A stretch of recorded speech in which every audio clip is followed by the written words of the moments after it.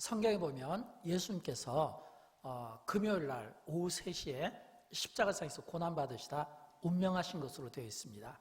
그리고 예수님의 장례가 굉장히 급하게 이루어집니다. 왜냐하면 유대인들은 안식일을 금요일 오후부터 지키기 때문에 예수님의 이 시신을 빨리 이렇게 장례를 치르지 않으면 예수님의 시신이 훼손될 가능성이 많습니다. 그래서 예수님께서 십자가에 운명하시자마자 바로 예수님의 시신을 장례를 치르게 되고, 오늘 우리가 읽었던 마태복음 28장은 그렇게 시작합니다. 1절을 보도록 할까요? 1절을 보면 우리 같이 한번 읽어보도록 합니다. 안식일이 다 지나고 안식 후 첫날이 되려는 새벽에 막달라 마리아와 다른 마리아가 무덤을 보려고 갔더니, 여기에 보면 여인들이 지금 이제 안식일이 끝난 첫날 새벽에 무덤을 이렇게 보러 갔더니 이렇게 되어 있습니다. 무덤을 보러 간 이 이유는 이제 여인들이 예수님이 너무 급하게 장례를 치렀잖아요. 향품이라도 좀 발라서 이제 예수님의 그 시신을 좀 깨끗이 해주고자 하는 그런 마음이 있었을 겁니다. 그러나 여인들에게는 부담과 걱정이 컸을 겁니다. 왜냐하면 여인의 힘으로 예수님의 그 시신이 안장된 그곳을 돌문이 이렇게 딱 덮고 있는데, 여인들의 힘으로 어떻게 그 돌문을 옮길 수 있겠습니까? 또 뿐만 아니라 예수님의 무덤은 군인들이 지키고 있었는데, 근데 또 군인들에게 부탁했다가 거절당하면 낭패를 볼 수 있잖아요. 그래서 여인들은 이제 예수님의 무덤을 보러 가기는 가지만 그 마음이 편치 못했을 거라는 거예요. 그러나 정작 그 무덤에 도착했을 때 여인들은 너무 그 놀라운 상황을 만나게 됩니다. 왜냐하면 그들의 걱정과 다르게 이미 예수님의 그 시신을 다 이렇게 덮고 있는 돌문이 열려져 있는 거예요. 또 돌문 위에는 천사가 앉아 있는 겁니다. 예수님의 시신은 온데간데였고, 보니까 예수님의 이 무덤을 지키고 있던 모든 경비병들은 전부 다 쓰러져 있는 거예요. 이 쓰러져 있다는 것은 그 놀라운 사건 앞에서, 감당할 수 없는 사건 앞에서 놀라고 무섭고 두려워서 아마 그들은 기절했을 가능성이 많습니다. 전부 다 쓰러져 있는 거예요. 여인들이 그 모습을 보며 아마 펑펑 울었을지 모르겠습니다. 그때 돌문 위에 있었던 이 천사가 여인들에게 이렇게 이야기합니다. 마태복음 28장 5절과 6절을 보면 나오는데 우리 같이 한번 읽어보도록 할까요?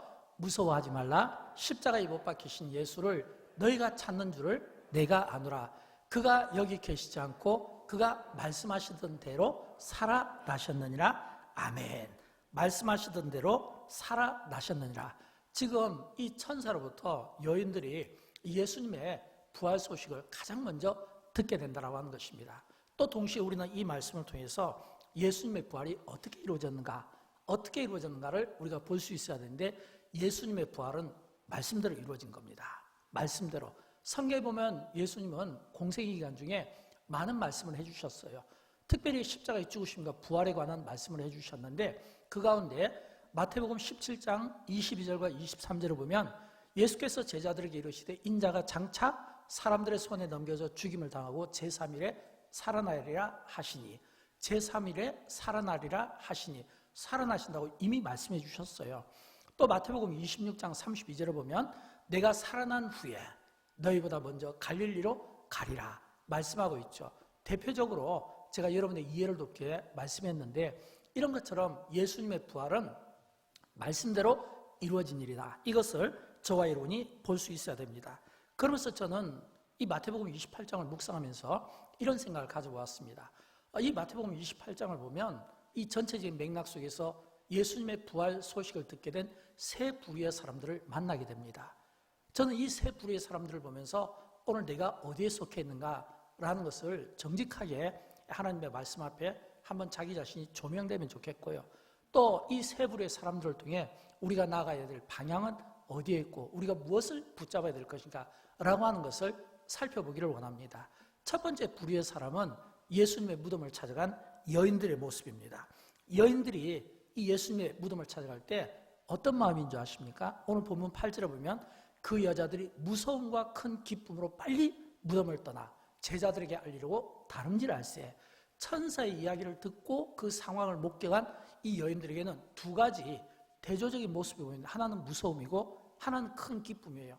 무서움이라는 것은 예수님의 이 부활 사건이 얼마나 무섭겠습니까? 그 일어난 그 상황이 이 여인들이 감당하기에는 이건 분명히 무서운 사건이잖아요. 그러나 큰 기쁨인 것은 이게 무서운 사건이지만, 그러나 예수님이 부활하셨다는 것이 여인들에게는 말할 수 없는 기쁨이라는 거예요. 왜일까요? 비록 상황이 무서운 것은 아직 준비가 되어 있지 못하니까. 그러나 이게 큰 기쁨인 것은 예수님이 말씀대로 살아나셨다는 겁니다. 그럼 여러분, 예수님이 말씀대로 살아나셨다는 이 이야기가 얼마나 그들에게 큰 기쁨이었을까를 생각해 보면서 저는 동시에 오늘 이 말씀에서 여인들의 모습을 한번 봅니다. 이 여인들은 지금 천사의 말을 들었잖아요. 예수님이 그 부활을 직접 보지는 못했거든요. 그런데도 불구하고 무서움과 큰 기쁨으로 달려가는 이 모습 속에서 이 여인들의 순수한 이런 모습을 보게 되는 겁니다. 여러분, 우리가 신앙생활할 때 우리의 믿음은요, 단순하고 순수한 게 좋습니다. 왜 단순하고 순수한 게 좋냐면, 만약 똑같은 상황이 우리 앞에서 펼쳐졌다면 우리가 이것을 믿기 위해서는 어떻게 해야 될까요? 내려놔야 될 게 있어요. 예수님이 부활하셨습니다. 말씀대로 부활하셨습니다. 그러면 우리가 무엇을 내려놔야 될까요? 내 생각입니다. 내 상식이에요. 내 상식으로는 받아들일 수 없고, 내 생각으로는 받아들일 수 없고, 내 공의로는 받아들일 수 없는, 여인들이 순종하고 기쁜 마음으로 갔다는 것은 자신들의 어떤 생각이나 상식이나 이런 판단들을 다 내려놓고, 왜냐하면 천사의 이야기가 말씀대로 살아났다는 거잖아요. 우리가 많은 경우 신앙생활하면서 부딪힌 게 바로 이거거든요. 우리가 말씀대로 우리가 살아가려고 할 때 하나님의 말씀이 이미 기록되어 있는데 우리는 말씀보다 뭐를 앞세우냐면 내 경험을 앞세우는 겁니다. 내 상황을 앞세우는 거예요. 내 경험, 내 상식, 내 사고, 이러다 보니까 이 하나님의 말씀이 들어오지를 않는 겁니다. 이 여인들이 달려갔다는 것은 이 여인들은 하나님의 말씀을 들은 거예요. 아, 주님이 공생애 때 말씀하셨잖아. 십자가에서 죽으셨다가 3일 만에 살아나실 것이다. 또 주님이 말씀하셨잖아. 먼저 부활하셔서 갈릴리로 갈 것이다. 이 하나님의 말씀이 기억되니까 여인들이 기쁜 마음으로 다른 박질했던 것처럼, 저는 여러분, 우리가 신앙생활할 때 무엇보다 우리가 하나님의 말씀대로 되어진 일이라면 그 하나님의 말씀대로 우리가 믿고 또 하나님의 말씀대로 우리가 생각하며 순종하는 가운데 내 상식으로, 내 생각으로 내 인생을 살아드는 것이 아니라 하나님의 말씀대로, 주님이 이루어지신 그 말씀대로 우리의 삶이 살아드릴 수 있기를 주님의 이름으로 축원드립니다.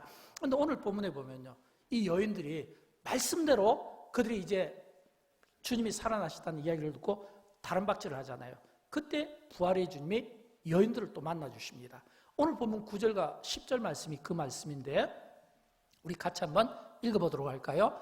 예수께서 그들을 만나 이르시되 평안하냐 하시거늘 여자들이 나와 그 발을 붙잡고 경배하니 이에 예수께서 이르시되 무서워하지 말라. 가서 내 형제들에게 갈릴리로 가라 하라. 거기서 나를 보리라 하시니라. 아멘. 여러분, 지금 이 말씀은 이 여인들에게 제일 먼저 천사를 통해 부활의 소식을 들었을 뿐만 아니라 부활의 주님이 제일 먼저 누구에게요? 여인들에게 나타난 겁니다. 여인들에게. 왜 나타났을까요? 앞에서 말씀드린 것처럼 믿었기 때문에 그렇습니다. 주님은 우리를 만나주실 때 우리의 믿음을 보신다고 하는 것입니다. 또 이 여인들이 주님을 만났을 때 얼마나 기뻤겠습니까? 얼마나 즐거웠겠습니까? 얼마나 이 감격이 되겠습니까? 그러면 분명히 이 여인들은 부활의 주님 앞에 경배하지 않겠습니까? 경배했던 것처럼 오늘 부활의 주님이 우리를 만나면 똑같은 일이 일어나는 거예요. 여인들이 그 슬픔이 변화의 기쁨이 되고 그 두려움이 변하여 행복한 마음이 되고 감격이 되고 주님 앞에 경배했던 것처럼 부활의 주님이 우리를 만나면 어떻게 될까요? 여인들에게 웃음이 찾아지고 기쁨이 찾아졌던 것처럼 오늘 부활의 주님이 우리를 만나주시면 우리 안에 두려움과 근심과 염려들이 떠나가고 평안함으로 채워질 줄로 믿습니다. 부활의 주님이 우리를 만나주시면 기쁨이 회복될 줄로 믿습니다. 부활의 주님이 우리를 만나주시면 우리의 인생의 절망이 희망으로 바뀌고 우리가 어둠 가운데 있다면 그 어둠이 빛 대신 주님 앞에서 빛 가운데로 우리의 삶이 바뀌게 되는 것입니다. 저는 여러분 우리 가운데 그런 분이 없기를 바라지만 혹시라도 어려운 어떤 문제로 힘들어하거나 또는 질병으로 고통을 받거나 또는 어떤 어려운 형편 때문에 정말 이 어떤 마음의 평안함을 잃어버렸다면 부활의 주님이 여인들에게 평안하냐 말씀하신 것처럼 부활의 주님이 오늘 저와 여러분을 찾아와 주시고 만나 주시고 그 평안을 주심으로 말미암아 우리 안에 마음의 평안함이 가득 채워지고 기쁨이 채워지고 문제들이 해결받는, 병들이 고쳐지는 이런 은혜가 부활의 주님이 만나면 이루어진다고 하는 거예요. 여인들에게 회복되었던 것처럼 저와 여러분의 삶 속에 부활의 주님이 만나주심으로 모든 영역에 있어서 회복의 축복이 일어나기를 주님의 이름으로 축원드립니다. 두 번째는 이 본문에 보면 이 세 부류의 사람들 가운데 두 번째는 이 여인들과 다르게 이번에는 예수님의 무덤을 지키고 있던 군인들입니다. 자, 그러면 이 예수님의 무덤을 지키고 있던 이 군인들은 지금 어떤 상황일까요? 이 군인들은요, 사실은 예수님의 부활을 직접 목격한 사람들입니다. 직접 목격한 사람이에요. 근데 목격을 했는데 너무 놀라니까 기절을 해버린 거예요. 죽은 듯이 조용히 지내는 거예요. 왜냐하면 죽은 사람이 살아나는 그 장면을 목격했는데 이 군인들이 어떻게 맨정신으로 그 무기를 들고 서 있을 수 있겠습니까? 아마 제가 머릿속에 상상하면 아마 그들은 하나같이 다 실신해갖고 쓰러진 상황일 거예요. 근데 여인들이 보니까 막 흐느끼는 여인들의 소리가 들리고 또 천사가 여인들에게 하는 이야기를 듣고 이 여인들이 막 그 제자들을 향해서 막 다른 박질하는 이 모습을 보면서 군인들도 똑같이 그들이 지금 달려가고 싶었을 거예요. 그래서 이 군인들이 여인들이 제자들에게 달려갈 때 어디로 달려가냐면 대제사장에게 달려가는 겁니다. 대제사장에게. 대제사장에게 달려갔다면 왜 달려갔을까요?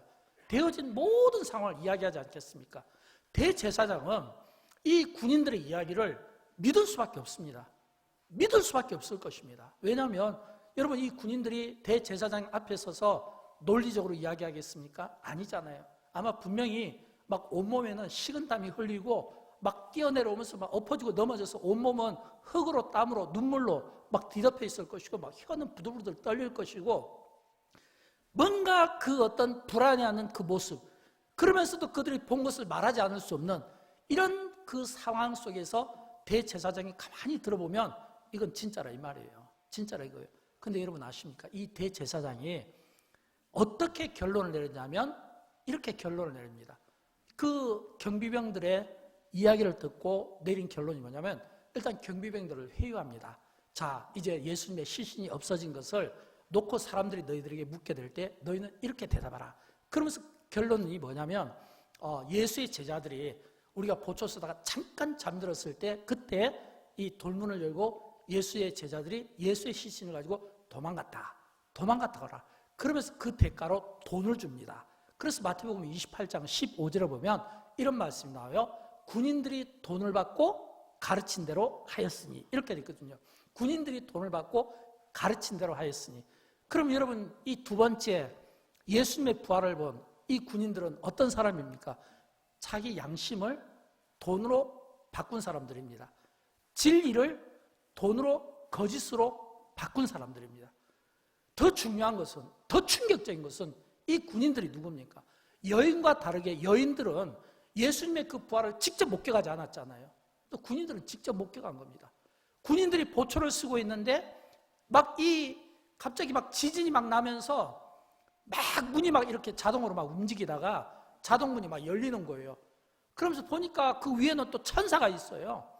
근데 밑에는 또 막 주님이 분명히 돌아가셨는데 그것도 굉장히 험한 모습이어야 되는데 근데 그 주님이 딱 앞으로 나오는 그 영광스러운 그 장면 앞에서 이 군인들이 얼마나 놀랬겠습니까? 정확하게 말하면 예수님의 그 부활 사건을 정확히 본 사람은 사실은 그 경비병들이에요. 군인들이에요. 그런데도 불구하고 그 군인들이 돈 때문에 양심을 파는 겁니다. 돈 때문에 진리를 팔았다고 하는 거예요. 더 중요한 것은 우리가 믿음을 이야기할 때 그래요. 여러분, 우리가 믿음을 이야기할 때 우리는 많은 경우 그 믿음을 복음이 돼야 되는 거예요. 도마처럼 예수님이 십자가에 못 박히신 그 손에 난 못자국과 그 허리에 찔린 그 창자국을 만지면서 보면서 우리는 믿고 싶어 하는 겁니다. 그런데 예수님께서 뭐라고 해주셨어요? 그건 믿음이 아니라는 거예요.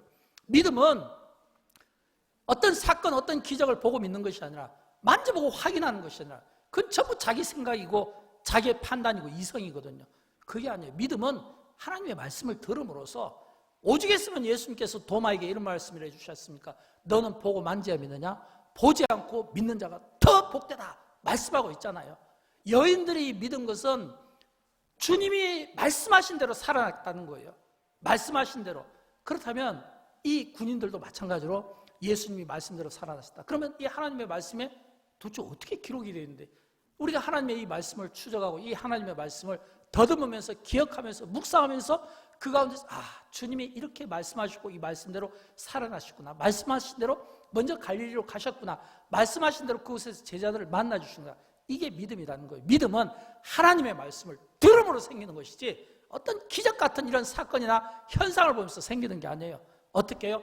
하나님의 말씀을 들음으로써 생기는 겁니다. 저는 여러분, 저와 여러분, 우리의 믿음이 하나님의 말씀으로 들음으로써 우리의 믿음이 날로 날로 새로워질 수 있기를 주님의 이름으로 축원드립니다.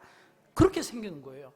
저는 그런 의미에서 우리의 삶에 진짜 기적을 경험하려면 세 번째 부류의 사람들, 제자들을 통해서 저는 그 답을 찾을 수 있기를 바랍니다. 왜냐하면 오늘 본문 속에 있는 이 제자들은요, 어떤 상태냐면 숨어있는 상태입니다. 숨어있는 상태. 여인들이 지금 예수님의 부활 소식을 듣고 달려간 것은 제자들이었어요. 근데 그 제자들은 숨어 있었습니다. 숨어 있었다는 것은 예수 그리스도에 대한 신뢰가 없다는 거예요. 믿지를 못한다는 거예요. 그러니까 숨어 있지 않았겠습니까? 여인들이 제자들에게 전해줄 때 아마 제자들은 분명히 그 여인들의 그 이야기를 듣고 아마 거기서 상당한 토론이 일어났을 가능성이 많습니다. 예수님의 부활이 진짜다, 가짜다, 나는 믿는다, 나는 못 믿겠다, 나는 보아야 믿겠다. 아니야, 말씀하셨잖아, 믿어야 돼. 근데 여러분, 중요한 것은 그들이 여인들의 이야기를 듣고 분명히 상당히 토론이 있었을 건데, 그런데 그들이 갈릴리로 갔을 때는 어떤 일이 납니까? 그 제자들이 갈릴리로 갔을 때 이미 성경의 예언대로 주님이 말씀하신 대로 살아계신, 말씀하신 대로 먼저 갈릴리에 가 계신 그 주님을 만나면서 제자들이 경배하게 된다는 거예요.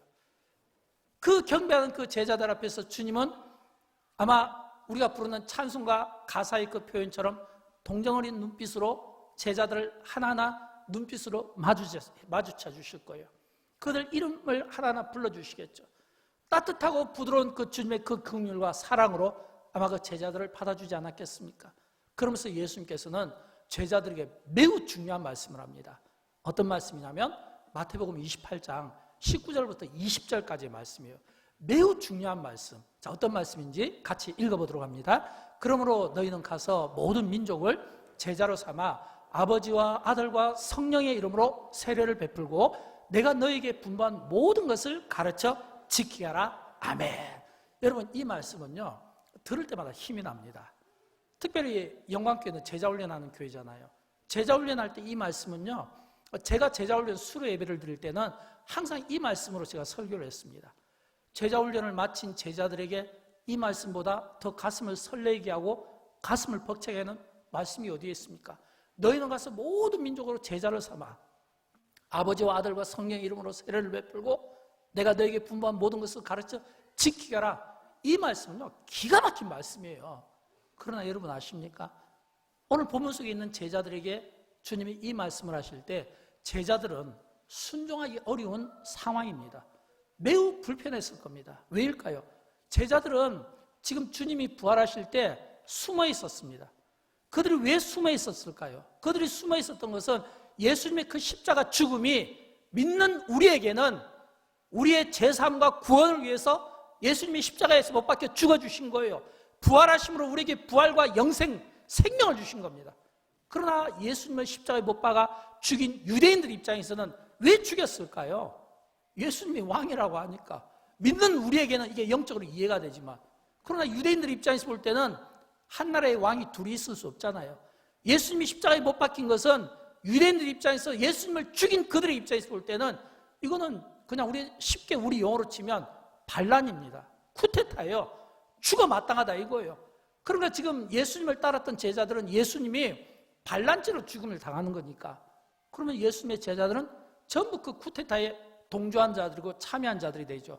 그러면 그들은 어떻게 됩니까? 예수님처럼 똑같이 붙잡히면 죽임을 당할 수밖에 없는 입장인 겁니다. 그러니까 그들은 전부 다 어떤 의미로 보면 지명수배된 입장이에요. 그러니까 숨어 지낼 수밖에 없는 거예요. 도망칠 수밖에 없는 거예요. 그런 도망치고 숨어야 되는 그런 불편한 그 제자들에게 예수님께서 부활하신 몸으로 나타나서 따뜻하게 어루만져 주시고 이름을 불러주시고 동정 어린 눈빛으로 그들과 눈을 마주친 것은 제자들에게 위로가 되는 겁니다. 그러나 예수님께서 너희는 다 흩어져서 복음을 전하라 이 말이에요. 이 말은 너희는 유럽으로도 가고 아프리카로도 가고 인도도 가고 남미로도 가고 전부 흩어져서 선교하고 문화도 다르고 환경도 다르고 사람도 다른 곳에 가서 전도하라 이겁니다. 이게 제자들 입장에서는 쉽겠어요? 아마 그들은 이렇게 이야기할지 몰라요. 아니 예수님 지금 우리가 어떤 형편인지 아시잖아요. 우리는 지금 예수님께서 죽으실 때 정말 그 유대인의 왕이라는 그 이름으로 죽었기 때문에 우리는 똑같은 입장입니다. 도망자입니다. 우리 다 지명수배됐어요. 그래서 숨을 수밖에 없는데 그냥 숨는 것이 아니라 문을 2번, 3번 잠그고 숨어야 되는데 우리 보고 나가서 전도하라니요. 예수님 지금 우리의 마음을 아시나요? 주님이 정말 우리를 이해하시나요? 아마 그들은 순종보다는 오히려 더 불편하지 않겠습니까? 그런 그 불편한 상황에서 예수님은 몰라서 그렇게 말씀하셨을까요? 아니에요. 여러분 왜 예수님이 모르시겠어요? 제자란 스승을 배우고 스승을 따라가는 거 아닙니까? 그들이 3년 동안 제자 훈련을 했다는 것은 이제는 예수 그리스도의 그 삶을 그들의 삶을 통해 증명하고 살아드려야 되잖아요. 그들이 도망자이고 그들이 숨어야 되고 그들 안에 두려움과 염려가 가득 찼다는 것을 왜 예수님이 모르실까요? 아시지만 그러나 예수님이 환경과 조건과 관계없이 그들에게 나가라라고 한 것은 환경과 조건을 생각하고 그런 거 따지지 말고 너희 할 일을 하라 이거예요. 여러분 오늘 우리가 많은 경우 헌신하지 못하고 많은 경우 우리가 주님 앞에 충성을 다짐하고 헌신을 다짐하면서도 그게 잘 안 되는 것은 뭐냐면 환경입니다. 우리가 이런 환경 때문에 이런 조건 때문에 이런 이유 때문에 온통 우리는 이유가 많아요. 조건과 환경과 어떤 이유들을 자꾸 들어대니까 우리가 할 일을 하지 못하는 거예요. 예수님께서 제자들에게 너희가 가서 모든 민족으로 제자를 삼으라 말씀하신 것은 그런 환경과 조건을 뛰어넘어서 너희 할 일을 하라 이거예요. 오늘 우리가 안 되는 게 바로 이거 아닐까요? 우리는 이유가 많습니다. 그러나 주님은 그런 이유와 환경을 대지 말고 너희 할 일을 하라 이거예요. 너에게 주어진 사명, 너에게 주어진 어떤 미션이 있으면 그 미션과 그 사명을 보지 말고 앞을 향해 나가라는 겁니다. 근데 여러분 아십니까? 그렇게 주님이 말씀하시고 승천하시는 겁니다. 예수 그리스도께서 승천하셨을 때 남은 제자들은 그럼 어땠을까요? 달라진 게 하나도 없어요. 남은 것은 그리스도께서 승천하시기 전에 제자들에게 주신 말씀뿐이에요. 그런데 이 제자들이 여기에서 놀라운 삶이 일어납니다. 왜냐하면 달라진 것은 아무것도 없지만 이게 놀라운 사실이 된 것은 그들이 헌신을 하기 시작했다는 겁니다. 말씀대로 살기로 다짐했다는 겁니다. 처음에 그들이 숨을 때는 그들에게는 로마 군인들이 두려웠고 유대인들이 두려웠고 그들이 잡히면 사형당할 것 같은 이런 두려움이 있었는데 예수 그리스도께서 부활하시면서 그들에게 던져주신 이 메시지가 이제는 주님은 승천하시지만 이게 살아있는 거예요. 이게 살아있으니까 어떤 일이 생기냐면 그들이 주님 말씀대로 기도를 하니까 성령이 그들에게 부어지는 거예요. 그들이 말씀대로 살려고 하니까 이 막 성령이 충만한 게 놀라운 기적이 나타나는데 막 가는 곳곳마다 기적이 일어나고 이적이 일어나고 귀신들이 쫓겨나고 막 한 번 회개를 이야기하면 막 3,000명씩 회개하고 돌아오는 이런 구원의 역사가 일어나고 여러분 무슨 차이일까요? 이 차이점은 딱 하나예요. 그들이 주님의 말씀대로 살았을 때 일어난 일의 결과다라고 하는 것입니다. 그래서 예수님께서는 승천하시기 전에 제자들에게 중요한 한 가지 약속을 해주시는 거예요. 그게 뭐냐면 마태복음 28장 20절 끝부분인데 우리 같이 한번 읽어보도록 할까요? 볼지어다 내가 세상 끝날까지 너희와 항상 함께 있으라. 굉장히 우리에게 위로와 힘이 되는 말씀입니다. 여러분 예수님은 제자들에게 사명을 줄 때 너희가 환경과 조건과 어떤 그런 이유들을 보지 말고 그 환경을 뛰어넘어서 너희 할 일을 하라 이거예요. 너희 할 일을 하라. 근데 그 제자들의 그 부담스러운 마음을 아신 주님이 제자들에게 던져주신 약속의 말씀은 뭐냐면 너희가 할 일대로 할 때 내가 너희와 항상 함께 있어 주겠다. 항상 함께 있어 주겠다. 여러분 이 이야기는 어떤 이야기일까요? 주님이 항상 함께 있어 준다는 것은 내가 인생의 골짜기에 있을 때도 주님이 함께 해주시고 내가 사망의 어떤 터널 갔을 때도 주님이 함께 해주시고 또 이 함께 하신다는 이 이야기는요 무조건 통과하는 거예요. 무조건 통과. 제가 이렇게 인간관계를 맺다 보면 때로는 제가 좀 이렇게 올라다 보기 어려운 좀 이렇게 사회적인 어떤 영향력과 또는 책임을 가진 그런 분들과 교제할 때가 있습니다. 그런데 제가 그때 느끼는 게 있어요. 이게 뭐냐면 뭔가 좀 영향력이 있고 힘이 있는 이런 분들이 옆에 딱 제 옆에 있으면요 쉽게 통과가 되더라고요. 쉽게. 어떤 이렇게 우리가 어디 갈 때 보면 이렇게 브레이크가 한 번씩 걸리거든요. 뭐 신분을 물어본다든지 아니면 어떤 절차가 있잖아요. 근데 내 옆에 어떤 강력한 사람이 있으면요, 그런 순서와 절차가 다 필요가 없는 거예요. 그냥 통과가 되는 거예요. 주님이 제자들에게 내가 세상 끝날까지 너희와 항상 함께 있겠다, 이 이야기는 어떤 난관과 어떤 상황 가운데 있다 할지라도 주님이 함께 해주심으로 통과된다 이거예요. 쉽게 패스된다 이거예요. 이 의미를 오늘 우리에게 들려주고 있다고 하는 것입니다. 여러분, 오늘 본문 속에 보면 여인들도 처음에 두려운 마음이 있었습니다. 또 예수님의 무덤을 지키는 군인들도 두려운 마음이 있었습니다. 제자들도 두려운 마음이 있었습니다. 그러나 어떤 차이가 있을까요? 군인들은 두려운 마음이 있어서 그 두려운 마음 때문에 자기의 양심도 팔고 진리도 팔고 도망감으로써 다시는 부활의 주님을 만날 수 없고 이 부활의 소망을 가질 수 없는 그런 불쌍한 자기 인생을 망친 사람이 되었지만, 여인들은 그 불안한 마음이 부활의 주님이 만나주심으로 오히려 그 마음이 평안과 기쁨으로 바뀌게 되었고, 이 두려움에 숨어있던 이 제자들이 부활의 주님을 만나면서 그들의 삶을 터닝포인트 한 거예요. 숨어 지내던 인생에서 이제는 빛 가운데 나온 겁니다. 어둠 속에 있던 자들이 빛 가운데 나와서 주님이 말씀하신 대로 선교의 일을 감당하고 복음 전도를 감당하니까, 여러분 사도행전을 보면 어떤 일이에요? 이 사도행전은요, 이 주님이 제자들과 함께 하신 일의 결과를 우리에게 보여주고 있는 겁니다. 주님이 제자들과 함께 하신 그 일의 결과가 사도행전을 통해서 나타나게 되는 거예요. 기가 막힌 일이 나타나잖아요. 교회 부흥의 역사가 나타나고 선교의 역사가 나타나고 성령 충만의 역사가 나타나고, 이게 전부 주께서 제자들과 함께 하심으로 일어난 일의 결과를 우리가 사도행전에서 이미 증명해 준 것처럼 주님이 함께 하시면 역사가 나타난다는 거예요.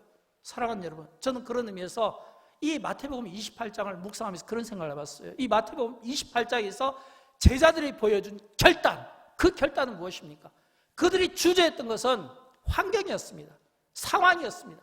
그 상황은 분명 제자들이 무섭고 두렵고 그 상황은 숨을 수밖에 없는 상황이었어요. 그러나 주님이 제자들을 만나 주심으로써 그 상황 속에 묻혀 있지 말고 이유들을 만들지 말고 오히려 그 가운데서 할 일을 하라 이거예요. 할 일을 하라 이거예요. 저는 여러분 그런 의미에서 영광교회가 참 어렵고 힘들지만, 어렵고 힘든 가운데서 많은 사람들이 힘들어서 못하고 이래서 못하고 저래서 못하고 자꾸 이유를 대면 아무것도 할 수가 없잖아요. 그러나 그 가운데서도 우리가 부활절이라든지 또는 추수감사절이라든지 이런 어떤 절기들을 통해 어려운 분들을 돕고 선교사들을 세우고 이런 어떤 공격적인 일들을 함으로써, 그래서 그것 때문에 우리가 어렵나요? 교회 재정이 흔들리나요? 그게 아니에요. 오히려 주님은 우리에게 도전하고 싶은 거예요. 어렵기 때문에 어렵다고 하는 사람에게는 결코 그 사람들에게는 빚을 보지 못합니다. 어려워서 어렵다고 하는 사람에게 계속 그 말처럼 어려워질 수밖에 없는 거예요. 그러나 어렵고 힘들지만 주님이 제자들에게 당부하고 싶은 것은 할 일을 하라. 어렵기 때문에 못하는 것이 아니라 어려워도 할 일을 하라 이거예요. 나에게 맡겨진 은사, 나에게 맡겨진 직임, 나에게 맡겨진 소명, 나에게 맡겨진 어떤 헌신, 이런 부분들에 대해서 아낌없이 할 수 있는 일을 하라라고 하는 것입니다. 저는 이런 도전들이 우리에게 있었으면 좋겠어요. 물론 이 가운데 그런 분이 없기를 바랍니다. 그러나 여러분 가운데 두려운 분이 있습니까? 인생에 어려운 분이 있습니까? 물질적인 어려움, 또는 어떤 질병의 어려움, 또는 가정적인 어려움, 사업의 어려움, 저는 이걸 갖다 정면 돌파를 권하고 싶어요.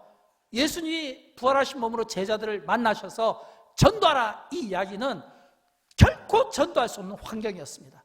그러나 도전을 심어줬을 때, 헌신했을 때 놀라운 일이 나타났던 것처럼 오늘 부활의 주님이 우리를 만나 주십니다. 부활의 주님이 우리를 만나 주실 때 그 주님을 영접하면 오늘 내 안에 있는 문제들이 해결받게 될 줄로 믿습니다.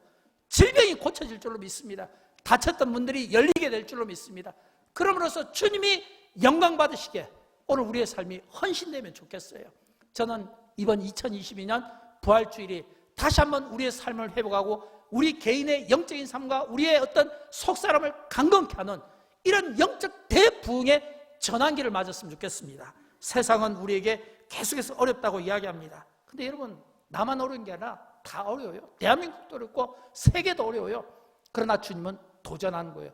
어렵기 때문에, 어렵다고 아무것도 하지 말고 숨어있는 인생이 아니라 어렵기 때문에 그 어려운 가운데서 오히려 너희는 더 밖으로 뛰쳐나가 이거예요.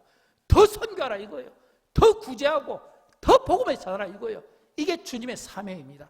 오늘 마지막 시대에 이런 거룩한 일들을 영광교회가 저와 여러분이 잘 감당함으로 그날에 우리 주님께로부터 칭찬받는 오늘 21세기에 다시 한번 제2의 제3의 사도행전적 이런 부흥의 역사를 꿈꾸는 교회, 이루는 교회로 저와 여러분이 세임받기를 주님의 이름으로 축원드립니다. 우리 다 함께 일어나실까요? 함께 찬송하겠는데 165장 1절만 하겠습니다. 165장 1절만 우리 함께 부활의 주님을 주님께 찬양으로 영광을 올려드리기를 바랍니다.